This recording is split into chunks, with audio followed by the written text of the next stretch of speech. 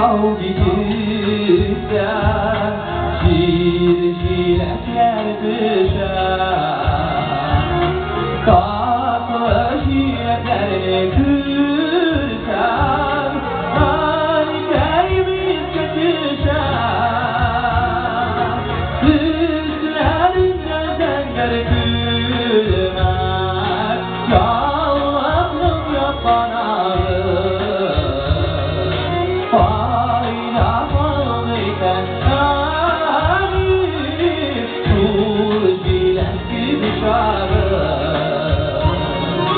Yüzlerinden senler gülmez.